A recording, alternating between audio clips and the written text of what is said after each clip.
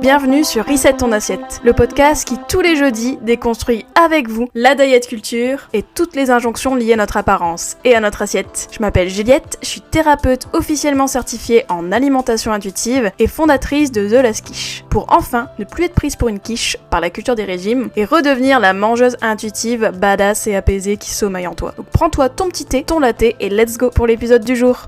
Bonjour à tous et bienvenue dans ce nouvel épisode de Reset ton assiette. Alors aujourd'hui, on va parler des 3 idées reçues sur les troubles du comportement alimentaire, les TCA. Pourquoi cet épisode ? Eh bien parce que je vois trop souvent des idées reçues, des clichés, des préjugés véhiculés sur les troubles du comportement alimentaire et surtout je trouve que ces maladies, car oui ce sont des maladies, elles ne sont pas assez prises au sérieux ou du moins on a tendance à les cataloguer en disant bon voilà, c'est qu'une partie de la population et encore c'est pas grand chose etc. Alors qu'en vrai, les troubles du comportement alimentaire touche énormément de gens, notamment des femmes, hein, les 3/4 même plus, et sans compter aussi les stades d'alimentation troublés qui sont aussi trop banalisés. Hein. Pour moi, alors, les stades d'alimentation troublés, si je vous explique un petit peu ce que c'est, si vous savez pas ce que je veux dire par là. En fait, pour moi, les TCA, c'est un spectre, et avant les TCA vraiment purs et durs, cliniques, etc., on a tout ce qu'on appelle l'alimentation troublée. Et ça, typiquement, c'est une chose que beaucoup de gens partagent, hein, cette alimentation troublée, honnêtement, avec la culture des régimes, avec la société obsédée par la minceur dans laquelle on grandit, etc., on peut très vite troubler notre alimentation, mettre des règles, mettre des restrictions, etc., et donc arriver dans un stade d'alimentation troublée. Et donc c'est pourquoi aujourd'hui je veux revenir avec vous sur 3 idées reçues que je vois partout sur les TCA et qui me saoulent un petit peu. Donc on va en parler aujourd'hui dans cet épisode. Écoutez, pour moi c'est parti. Alors, déjà, première idée reçue, les TCA, c'est des trucs sensationnels, des trucs pour les nanas de 16 ans, squelettiques, ou bien des personnes de 100 kilos qui mangent leur frigo pendant la nuit, etc. Alors pourquoi je parle de ces clichés-là ? C'est parce que, en réalité, typiquement, petite expérience sociologique, si vous tapez TCA sur Google, tout simplement, vous allez voir quoi ? Des nanas de 16 ans squelettiques ou des personnes de 100 kilos qui mangent leur frigo dans la nuit. Vraiment, c'est ça. C'est genre le mec ou une nana très très grosse, éclairée par la lumière du frigo, avec genre un burger dans une main et le pot d'Haagen-Dazs dans l'autre, quoi. Et je trouve que malheureusement, ce genre de fantasme lié au TCA, c'est ce que beaucoup de gens ont retenu. Voilà. Ils se disent, de toute façon, moi j'ai pas de TCA, hein, moi je suis pas une meuf de 16 ans qui mange plus rien, nanana, etc. Tout ça, ou moi je souffre pas de boulimie, parce que la boulimie, c'est les gens qui sont dans les reportages d'M6 en train de vomir 3 fois par jour, nanana. Enfin, vous voyez un peu le délire. Et donc il y a beaucoup de gens qui disent je ne suis pas concernée. Je ne suis pas concernée par les TCA, c'est trop sensationnel, moi je ne suis pas dans ça du tout. Alors qu'en réalité, il faut se dire que si tu as vécu un régime, ou si tu fais un régime ou des restrictions, tu as 18 fois plus de chances de connaître un TCA dans ta vie. Enfin, c'est incroyable de se dire ça. Il faut savoir que les régimes sont le premier prédicteur de TCA. Même si, bien sûr, les TCA peuvent aussi avoir d'autres causes, les traumas, etc. Et c'est multifactoriel, blablabla, ok, on a compris. Mais n'empêche que les régimes, c'est quand même une grosse partie des déclencheurs de TCA, quoi. Voilà, faut le dire. Il faut savoir que quand on a fait un régime, on a connu, à minima, le stade d'alimentation troublée qui est juste avant les TCA au sens clinique du terme, ou bien carrément un stade d'anorexie mentale en fait. Souvent, il y a beaucoup de gens, oui, en faisant un régime, ils ont connu un stade d'anorexie mentale, quoi. Même s'ils l'ont pas vu comme ça, mais peut-être. Mais faut arrêter de croire que les TCA, ça concerne que certaines personnes, et moi, non, moi j'ai fait un régime, mais non, etc. C'est pas vrai. Si ça se trouve, t'es concerné par les TCA, ou du moins l'alimentation troublée. Il y a beaucoup de gens, par exemple, dans les régimes, qui ont connu aussi même le stade de boulimie ou d'hyperphagie, sans avoir mis le mot dessus, mais notamment si, par exemple, tu as connu des compulsions alimentaires, il y a beaucoup de chances que c'était un symptôme, en fait, de TCA que t'as développé à cause des régimes. Et peut-être que ça s'est arrêté net une fois que t'as arrêté les régimes, j'espère pour toi, mais en tant que tel, t'as sûrement connu des bribes de TCA, peut-être en faisant des régimes, en réaction à des restrictions, etc. Donc faut vraiment pas se dire qu'il y a que 3 personnes qui ont des TCA et c'est des nanas de 16 ans squelettiques, etc. Non, voilà. Ça c'est très important. Donc il y a beaucoup de gens qui ont des TCA et qui ne s'en sont pas rendus compte ou ne savaient pas le reconnaître, etc. Et comme on est dans une société qui banalise les TCA, parce que en gros comme il y a beaucoup de gens qui ont des TCA ou une alimentation troublée, je parle aussi, quand je regroupe TCA je regroupe aussi alimentation troublée, comme il y a beaucoup de gens qui ont des problèmes avec leur nourriture en fait, avec l'alimentation, comme on banalise beaucoup, Là, du coup, on pense que les TCA, c'est vraiment des trucs sensationnels, quoi. Voilà, parce que, en fait, le TCA devient la nouvelle normalité, je trouve, dans notre société. Donc, forcément, du coup, c'est compliqué de se dire qu'on est concerné, parce qu'on se dit, non, mais moi, je fais juste un régime, je fais juste des restrictions. Ah, moi, je me prive juste la semaine, après le week-end, je ne me prive pas. Enfin, vous voyez, hein, les gens ont tendance à banaliser un peu leur comportement alimentaire, parce qu'on nous invite à le faire, hein, banaliser ça. Donc du coup, voilà, on peut très vite se dire, non, je ne souffre pas de TCA, alors que peut-être que si, ou du moins peut-être que t'as des symptômes qui, à terme, peut, te déclencher un TCA pur et dur, quoi. Voilà.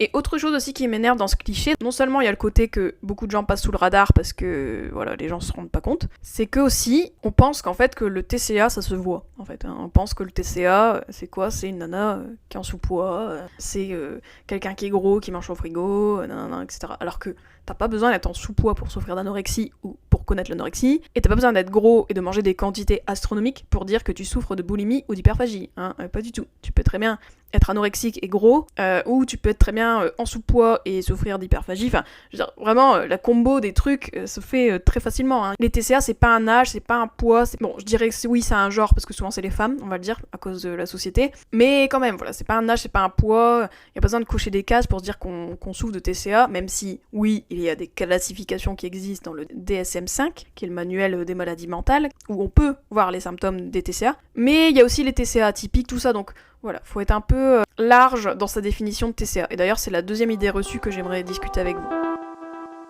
Donc la deuxième idée reçue, c'est les TCA, c'est que l'anorexie ou la boulimie. Et c'est tout. Ça, je le vois tout le temps, en fait. Hein. D'ailleurs, ça rejoint un peu ma première idée quand je vous disais, vous tapez TCA sur Google, vous voyez la nana de 16 ans ou le gros dans son frigo, bah, il y a un peu ce truc-là, c'est anorexie ou boulimie. Et genre, après, c'est tout. Il y a que ça. Donc forcément, il y a beaucoup de gens qui pensent ne pas être concernés. Parce qu'ils se disent, bah, moi je suis pas l'un ou l'autre, donc non. Alors que les troubles du comportement alimentaire, c'est pas l'anorexie, c'est pas la boulimie. Tu peux souffrir d'anorexie, tu peux souffrir de boulimie. Donc la boulimie, c'est les compulsions avec la compensation, donc que ce soit vomitive ou par le sport, etc. Mais il y a aussi l'hyperphagie, qui sont les compulsions sans compensation, donc ça aussi c'est un type de TCA. Mais aussi, il y a plein de TCA atypiques qui sont une combo, il y a aussi l'orthorexie, qui est une obsession de manger sain, il y a d'autres formes de TCA dont on parle pas, il y a aussi d'autres TCA qui s'appellent le méricisme par exemple, c'est le fait de manger et cracher ce qu'on mange, etc. Enfin, il y a plein de TCA en fait, il y en a plein, et comme je vous disais, ça peut être une combo aussi des trucs, hein, donc faut pas se dire... bah voilà, moi, je rentre dans telle case, ou je ne rentre pas dans telle case, et ben, donc je suis exclue de tel TCA. Non, pas forcément. Les TCA, on peut avoir des TCA typiques, comme je dis aussi, ou bien le stade d'alimentation troublée. En fait, il faut voir les TCA vraiment comme un spectre, comme une sorte de segment, hein, comme quand on était en maths en CM1, où tu peux te positionner un petit peu, et tu peux même combiner, quoi, voilà. Donc, ne pensez pas que les TCA, c'est l'anorexie ou la boulimie, c'est pas vrai. Ensuite, autre idée reçue que je vois tout le temps sur les TCA, c'est qu'on ne peut pas guérir des TCA. Alors ça, bizarrement, c'est un truc que je vois tout le temps. Hein. Un nombre de gens qui me disent ça. Ah bah non, mais moi les TCA, c'est tout. J'en ai un, donc je porterai ma croix ad vitam aeternam, etc. Hein, ça c'est un peu le mind drama hein, pour moi. D'ailleurs, allez voir l'épisode juste avant. Mais voilà, moi je trouve que avoir cette idée reçue-là, quand on souffre de TCA, pour moi, c'est destructeur. Enfin, si vous vous dites « je ne peux pas guérir des TCA », mais dans ce cas-là, arrête d'écouter l'épisode. Enfin, je veux dire, pour moi, c'est hyper défaitiste de dire ça, et pour moi, je trouve ça trop destructeur, de dire « je ne peux pas guérir ». C'est comme si quelqu'un qui avait une dépression disait « bah c'est bon, c'est fini, je serai dépressif à vie ». Bah non, en fait, non. C'est pas vrai. Les TCA, alors, je dis pas que les TCA, ça s'enlève du jour au lendemain. Je dis pas que c'est facile à endiguer, un TCA. Je dis pas que ça se fait en une baguette magique. Ça, on est d'accord, non. Mais, quand même, de dire qu'on ne peut pas guérir des TCA, mais c'est pas vrai, quoi, c'est faux. Bonne nouvelle, en fait. Du coup, si tu souffres de TCA ou que t'en as souffert, et t'as l'impression que ça peut revenir, etc., bah, tu peux en guérir, en fait, hein. En fait, je suis désolée, mais moi, je trouve qu'il y a beaucoup de gens, ils disent ça parce que ils veulent te maintenir dans un état de quasi-guérison. Et que peut-être eux-mêmes, ils sont dans un état de quasi-guérison. Et du coup, ils se donnent un peu cette histoire-là de « je ne peux pas guérir » pour justifier un peu leur statu quo, un petit peu. Vous voyez ce que je veux dire ? Alors, je sais que peut-être ça peut paraître un peu brut ce que je dis, mais je trouve que, à juste titre, bah après d'un côté, au moins, peut-être que si vous trouvez ça brut, peut-être que ça peut vous donner un petit déclic, I guess, mais ne restez pas dans la quasi-guérison. Hein, dans cet état un peu trouble entre guérison et pas guérison, là. D'ailleurs, j'avais fait un épisode de podcast si vous voulez l'écouter, mais ne restez pas là-dedans, tout ça parce que quelqu'un vous a dit que vous pouvez pas guérir et que vous avez intégré ce narratif-là. Non. En fait, attention aux gens qui vous disent que non, vous pouvez pas guérir, que eux-mêmes ils ont pas guéri, donc bof. Non. En soi, de condamner les gens en disant tu ne peux pas guérir les TCA, je trouve ça trop méchant. C'est très violent de dire ça. Donc vraiment, dis-toi que si tu es concerné par un trouble du comportement alimentaire, quel qu'il soit, dis-toi que ça peut être une histoire ancienne pour toi. Ne pense pas que tu vas rester là-dedans à vie. Alors oui, ça prend du temps, ça se fait pas en 2 minutes, et non plus trop facilement, ça dépend, hein, voilà. Mais en soi, c'est possible. D'ailleurs, si t'as besoin d'inspiration à ce sujet, je t'invite à écouter les épisodes où j'interviewe des personnes qui sont sorties des TCA, notamment j'ai l'épisode avec Mathilde de No Rain, No Flower, qui parle de son parcours et qui montre aussi qu'elle a réussi à guérir. Enfin, beaucoup de gens, notamment dans la sphère du fitness ou ce genre de choses, qui vont dire qu'ils ont eu des TCA et ils disent tout le temps « Bah j'ai des restes, c'est... la vie, that's life et tout machin. » D'ailleurs, j'en ai fait un live react sur Juju Fitcat et Enjoy Phoenix, et elles parlaient de leur TCA. Donc c'est deux influenceuses qui parlaient de leur TCA, et elles disaient bah voilà, j'ai des restes, ça restera toute ma vie, bon bah tant pis, on fait avec. Bah non, en fait, t'as pas besoin de faire avec, tu peux guérir aussi. Alors je veux pas vous donner de l'espoir pour vous donner de l'espoir, hein. Moi je vous donne de l'espoir parce que c'est vrai. Enfin, je veux dire, si c'était incurable, on le saurait en fait. Il y a des choses qui sont incurables, oui, et peut-être parce qu'il y a manque de recherche, manque de traitement, etc. Mais les TCA ne sont pas incurables. Ok. Voilà. Et autre chose aussi, autre idée reçue bonus, autre chose sur les TCA, que je vois tout le temps aussi, c'est l'alimentation intuitive n'aide pas à guérir les TCA. Alors que non, en fait, l'alimentation intuitive, ça aide à guérir les TCA, en fait. Y a beaucoup d'études, notamment des études de 2017, qui ont baqué cette idée-là, et de toute manière, l'alimentation intuitive est faite pour ça. Alors oui, il y a des étapes préliminaires, peut-être, qui sont adaptés selon ton cas, mais encore une fois, ça c'est à la charge de l'accompagnant, en fait. Moi, j'ai déjà eu des filles qui ont des TCA, qui en avaient encore quand elles ont commencé notre accompagnement, et elles ont réussi à guérir un peu plus parce que l'alimentation intuitive a des vrais outils, a des vrais moyens de te faire sortir des TCA. C'est fait pour ça, en fait. Ne pense pas que l'alimentation intuitive, c'est un truc juste pour les gens qui ont pas de problème. Ça m'énerve d'entendre ça, parce que dans ce cas-là, ça sert à rien, en fait. Enfin, dans ce cas-là, j'arrête le podcast. Dans ce cas-là, pourquoi l'alimentation intuitive a été créée? En fait, c'est juste pour enfiler des perles sur un collier, aucun intérêt.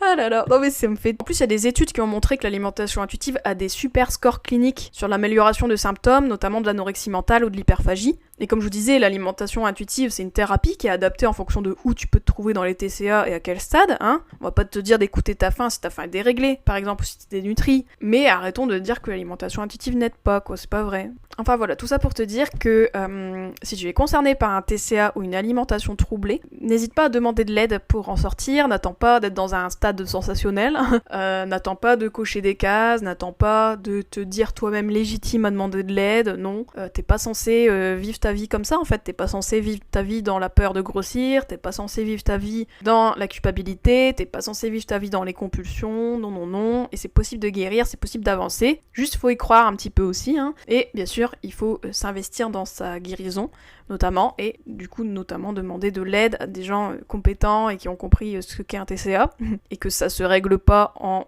arrêtant la malbouffe ou j'en sais rien, ça j'ai vu sur Threads il y a pas longtemps, j'étais estomaqué.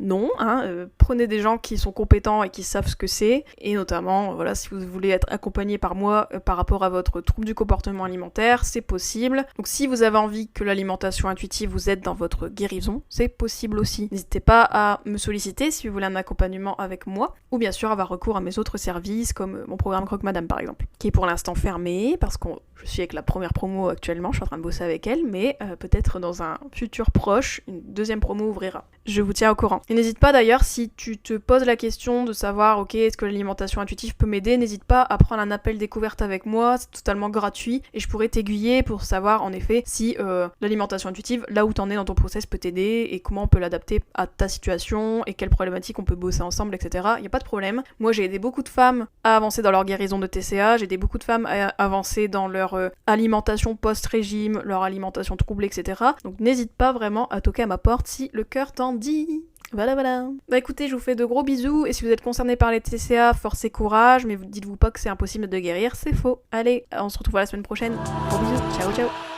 Et voilà, c'est la fin de cet épisode. N'oublie pas, si tu as besoin de moi pour t'aider à redevenir mangeuse intuitive, tu peux retrouver tous mes accompagnements sur mon site thelaskish.fr, mais aussi plein de ressources gratuites. Entre 2 épisodes, tu peux me retrouver sur mon compte Instagram, @thelaskish, sur ma chaîne YouTube et même sur LinkedIn. Si le podcast te plaît, mets-moi 5 étoiles sur ta plateforme d'écoute et laisse un petit commentaire. Et bien sûr, parle-en autour de toi pour aider d'autres femmes à faire leur propre reset. À bientôt.